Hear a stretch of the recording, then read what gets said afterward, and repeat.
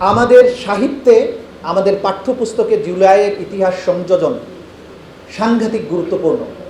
যে মহা অর্জন এই জাতি করেছে, সেইটাকে যদি আমার প্রজন্মের পর প্রজন্ম এটাকে আমি আমার প্রজন্মকে জানাতে না পারি, তাহলে কিন্তু এই আগামীতে আবারও আওয়ামী লীগের মতো কোনো ফ্যাসিস্ট শক্তির জন্ম হতে পারে। ইতিহাসে, পাঠ্যপুস্তকে আমাদের জুলাই জাদুঘর অবিলম্বে খুলে দিতে হবে, যাতে এই জাদুঘরে ঢুকলে একটা মানুষ যখন ঢুকবে, যখন বেরিয়ে আসবে, এক বুক বেদনা নিয়ে আসবে এবং আওয়ামী লীগের জন্য 1 শতাব্দী পরিমাণ ঘৃণা নিয়ে বেরিয়ে আসবে। সুতরাং এই জাদুঘর নিয়ে যদি কারো ক্ষতি হয়, সেটা আওয়ামী লীগ এবং ফ্যাসিস্টদের ক্ষতি হবে, বাংলাদেশের মানুষের কোনো ক্ষতি হবে না। সেই জাদুঘর ওপেন না করে কেন ফেলে রাখা হচ্ছে, এটা আমার প্রশ্ন। আমি আশা করি যে আমাদের সরকারি দলের যিনি নেতা আছেন, তিনি এই বিষয়টা নিয়ে কথা বলবেন। এতটা প্রত্যয় নিয়ে সেখানে প্রবেশ করেছিলেন যে আমাদের আর পেছনে যাবার পথ নেই, সামনে উত্তাল তরঙ্গের মতো শত্রু আছে, সেখানে ঝাঁপিয়ে পড়ে আমরা বিজয় অথবা শাহাদাত অর্জন করব। জুলাইয়ের সাথে এই ঘটনার মিল রয়েছে।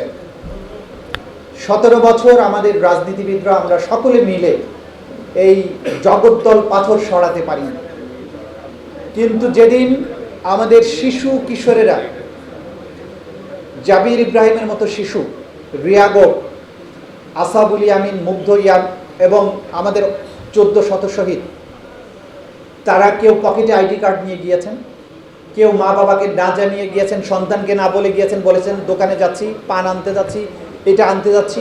সত্যিকার কথাটা বলেন নেই, কিন্তু বুকের মধ্যে সেই আকাঙ্ক্ষা নিয়ে তারা লড়াইয়ে সামিল হয়েছিলেন। অনেক শহীদের হাতে, তালুতে, শরীরে নিজের নাম লেখা পাওয়া গিয়েছে, যে তারা জানতেন যে আমি শহীদ হতে পারি, আমাকে যাতে আইডেন্টিফাই করা যায় সেই জন্য নিজের শরীরে নিজের নামটা লিখে গিয়েছিলেন, আইডি কার্ডটা পকেটে নিয়ে গিয়েছিলেন। এই প্রত্যেকটি ইতিহাস মনে করিয়ে দেয় যে তারা জীবন বাজি রেখে শহীদ হবার জন্য মাঠে গিয়েছিলেন। তারা জানতেন তাদের পিছু হটার কোনো রাস্তা নেই, সেজন্যই জুলাইয়ের অভূতপূর্ব বিজয় 36শে জুলাই আমরা অর্জন করেছিলাম। যারা শহীদ হয়েছিলেন তারা কোনো রাজনীতির জন্য যাননি, তারা কোনো প্রাপ্তির জন্য যাননি, তারা এক ভয়হীন সমাজ এবং রাষ্ট্র দেখতে চেয়েছিলেন, যে পেছন থেকে কখন কালো পোশাকধারী এসে আমাকে নাই করে দেবে, কখন আমাকে ফেসবুকে একটা লেখার জন্য ধরে নিয়ে যাবে, কখন আমাকে গুলি করে মেরে ফেলবে। এই যে ভয়ের সমাজ কায়েম করেছিল তারা, সেই সমাজ থেকে মুক্তির জন্য তারা সেই লড়াইটা করেছিলেন। এই লড়াই নিছক কোনো নির্বাচনের জন্য ছিল না। ফলে জুলাইয়ের বিপ্লবের পরে যে সরকারটি গঠিত হলো, তাদের 3টি প্রধান ম্যান্ডেট ছিল। একটা হচ্ছে জুলাইয়ের অভ্যুত্থান চলাকালে যে সংগঠিত গণহত্যা এবং মানবতা বিরোধী অপরাধ, তার বিচার, এবং তার আগের 17 বছরের মানবতা বিরোধী অপরাধের বিচার। দ্বিতীয় ছিল পুরো রাষ্ট্র ব্যবস্থার একটা আমূল সংস্কার, এবং তৃতীয় ছিল সংস্কার, বিচার, এবং আরেকটা ছিল যে নির্বাচন ব্যবস্থাটা ধ্বংস হয়ে গিয়েছিল বাংলাদেশ থেকে। দিনের ভোট রাতে আমি এবং ডামি নির্বাচন, সেই নির্বাচন ব্যবস্থাটাকে একটা বিশ্বাসযোগ্য জায়গায় ফিরিয়ে নিয়ে আসা।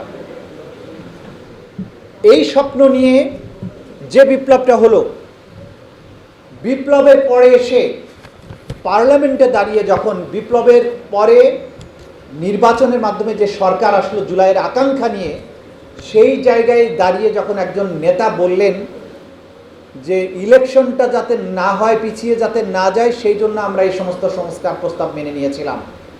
আমি মনে করি আগামী 1 শতাব্দী পর্যন্ত এই রাজনৈতিক প্রতারণার দায় বিএনপিকে বহন করতে হবে, খেসারত দিতে হবে। তারা যে ভুল করেছেন, যে ব্লান্ডার করেছেন, তারা এখন ক্ষমতায় আছেন, বুঝতে পারছেন না যে কত বড় ক্ষতি তারা নিজের এবং দেশের এবং দলের জন্য করেছেন। আমি আশা করি এখনও বিএনপির শীর্ষস্থানীয় নেতারা এখানে আছেন, একজন আছেন, যে তারা শীঘ্রই এই আত্ম উপলব্ধিতে আসবেন যে তারা একটা ব্লান্ডার করেছেন এবং সেই ব্লান্ডারের জায়গা থেকে তারা দলকে ফিরিয়ে আনবেন। যে আকাঙ্ক্ষার ভিত্তিতে বিপ্লবটা হলো, অন্তর্বর্তীকালীন সরকার ঐক্যমত্য কমিশন সহ অনেকগুলো আইন করেছিলেন এই রাষ্ট্র ব্যবস্থাটাকে তার সঠিক ট্র্যাকে তোলার জন্য। প্রত্যেকটা আইন করার আগে এক্সটেন্সিভলি আলোচনা হয়েছে। যারা এই আইনগুলো বুঝেন, যারা স্টেক হোল্ডার, যারা বিশেষজ্ঞ, যারা সমালোচক, তাদেরকে নিয়ে এই অধ্যাদেশগুলো করা হয়েছিল। সেই অধ্যাদেশগুলো কি কারণে ল্যাপস করে দিলেন? মানবাধিকার কমিশনের আইন কতবার যে মিটিং হয়েছে, বর্তমানে যিনি যারা আছেন পার্লামেন্টে, যারা আছেন, যারা আইন মন্ত্রণালয়ের দায়িত্বে আছেন, তারা এগুলো করেছিলেন সাথে থেকে। কোনো কারণ নেই, বললেন ভালো আইন করব, কই আজ পর্যন্ত আইনের চেহারাও দেখলাম না। ড্রাফট যেটা হয়েছে সেটা অতি জঘন্য একটা আইন হয়েছে। তো আপনারা ভালো আইনটাকে কেন ল্যাপস করে দিলেন? মানবাধিকার কমিশনের আইনকে ল্যাপস করা হলো, গুম কমিশনের আইনকে ল্যাপস করে দেওয়া হলো, সুপ্রিম কোর্টের বিচারক নিয়োগের আইনকে ল্যাপস করে দেওয়া হলো, সুপ্রিম কোর্ট সেক্রেটারিয়েটের আইনকে ল্যাপস করে দেওয়া হলো, অর্থ ব্যবস্থা, ব্যাংক, টাকা পয়সা লুটপাট করে যে বিশ্বে বিভিন্ন দেশে পাচার করা হয়েছিল সেগুলো রোধ করার জন্য, অর্থ ব্যবস্থাকে সঠিক লাইনে আনার জন্য এনবিআর সংক্রান্ত, বাংলাদেশ ব্যাংক সংক্রান্ত, ব্যাংক কোম্পানি সংক্রান্ত যে অ্যাক্টগুলো, অর্ডিন্যান্সগুলো করা হয়েছিল সেগুলোকে কেন ল্যাপস করে দিলেন? দুর্নীতি ধরবে যে দুর্নীতি দমন কমিশন, যার আগের কাজ ছিল সরকারের মন্ত্রী এমপিদেরকে একটা করে সার্টিফিকেট দেওয়া যায় ইনি দুর্নীতি মুক্ত। যত বেশি দুর্নীতি করবে ফাইনালি দুদক থেকে একটা সার্টিফিকেট নিত সৈয়দ আবুল হোসেনের মতো। সেই দুদককে ঠিক করার জন্য যে আইন, সেটাকেও ল্যাপস করে দিলেন কেন? এইটা তো জাতির সাথে প্রতারণা হচ্ছে। আমরা আপনাদেরকে কঠিন ভাষায় তো আক্রমণ করতে চাই না, কারণ আপনারা এই 17 বছরের নিপীড়ন নির্যাতনের অন্যতম শিকার। আপনাদের সাথে কাঁধে কাঁধ মিলিয়ে আমরা এবং এই জাতির সবাই যুদ্ধ করেছে। যখন নির্বাচনটা হলো তখন আপনারা এগুলো ভুলে গেলেন কেন? কেবল কয়েক মাস গিয়েছে, আমরা আশা করি আপনারা এই ভুলটা বুঝতে পারবেন এবং অবিলম্বে যে আইনগুলোকে ল্যাপস করা হয়েছে প্রত্যেকটি আইন আবার যথাযথ জায়গায় ফিরিয়ে নিয়ে আসবেন। তা না হলে এই জাতি আবার বিভক্ত হয়ে যাবে, এটা নিয়েই জাতিতে আবার সংকট তৈরি হবে। আমরা সেই সংকটের দিন আর বাংলাদেশে দেখতে চাই না। আমরা চেয়েছিলাম যে বাংলাদেশে এমন একটা পরিবেশ আসুক যে আওয়ামী লীগের মতো ফ্যাসিস্ট শক্তি, মানবতা বিরোধী অপরাধী শক্তি সরকারি দলে তো নয়, বিরোধী দলেও যাতে না আসতে পারে, সেটা আমরা রাজনৈতিক সংগ্রাম করে পারি নাই। আমাদের জাবির ইব্রাহিমের মতো শিশুদের আত্মদানের বিনিময়ে কিন্তু বাংলাদেশে আজকে সেই পরিবেশ তৈরি হয়েছে। আজকে সরকারি দলে আওয়ামী লীগ নেই, বিরোধী দলেও আওয়ামী লীগ নেই। এটাই হচ্ছে আমাদের জুলাইয়ের অর্জন। খুব লম্বা কথা বলবো না, এখানে রাজনীতিবিদরা যেহেতু কথা বলবেন, আমি তো রাজনীতিবিদ থেকে এখন বর্তমানে অবসরপ্রাপ্ত, সে কারণে রাজনীতি নিয়ে বেশি কথা বলতে চাই না। জুলাইয়ের চেতনাকে ধারণ করার জন্য অনেক কাজ বাকি আছে। আমাদের সাহিত্যে, আমাদের পাঠ্যপুস্তকে জুলাইয়ের ইতিহাস সংযোজন সাংঘাতিক গুরুত্বপূর্ণ। যে মহা অর্জন এই জাতি করেছে সেইটাকে যদি আমার প্রজন্মের পর প্রজন্ম এটাকে আমি আমার প্রজন্মকে জানাতে না পারি, তাহলে কিন্তু এই আগামীতে আবারও আওয়ামী লীগের মতো কোনো ফ্যাসিস্ট শক্তির জন্ম হতে পারে। ইতিহাসে, পাঠ্যপুস্তকে আমাদের জুলাই জাদুঘর অবিলম্বে খুলে দিতে হবে, যাতে এই জাদুঘরে ঢুকলে একটা মানুষ যখন ঢুকবে, যখন বেরিয়ে আসবে, এক বুক বেদনা নিয়ে আসবে এবং আওয়ামী লীগের জন্য 1 শতাব্দী পরিমাণ ঘৃণা নিয়ে বেরিয়ে আসবে। সুতরাং এই জাদুঘর নিয়ে যদি কারো ক্ষতি হয়, সেটা আওয়ামী লীগ এবং ফ্যাসিস্টদের ক্ষতি হবে, বাংলাদেশের মানুষের কোনো ক্ষতি হবে না। সেই জাদুঘর ওপেন না করে কেন ফেলে রাখা হচ্ছে, এটা আমার প্রশ্ন। আমি আশা করি যে আমাদের সরকারি দলের যিনি নেতা আছেন তিনি এই বিষয়টা নিয়ে কথা বলবেন। 1971 সালে স্বাধীনতা যুদ্ধের পরে যুদ্ধকে অমর করে রাখার জন্য অনেক সিনেমা তৈরি হয়েছিল। আবার তোরা মানুষ, ওরা 11 জন, এই সিনেমাগুলো দেখে মুক্তিযুদ্ধের ইতিহাস প্রজন্মের পর প্রজন্ম মানুষ এটা জেনেছে।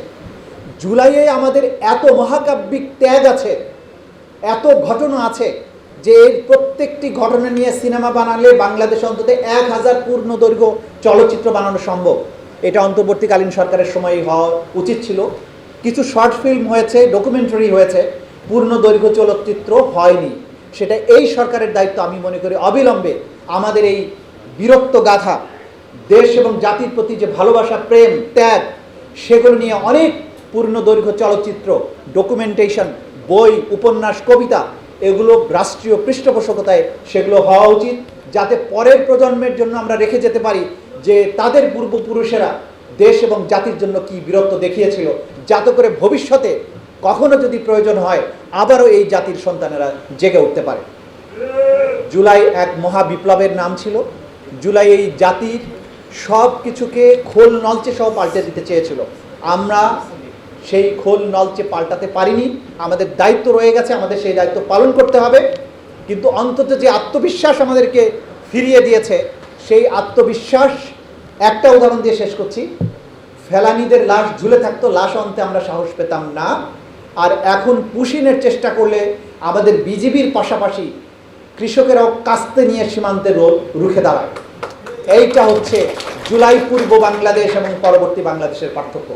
আমরা সেই বীরত্ব নিয়ে, আত্মমর্যাদা নিয়ে দুনিয়ার সামনে দাঁড়াবো, সেটাই জুলাইয়ের চেতনা। সবাইকে ধন্যবাদ। আসসালামু আলাইকুম। changetv.press, এক ফোঁটা হলুদ নেই।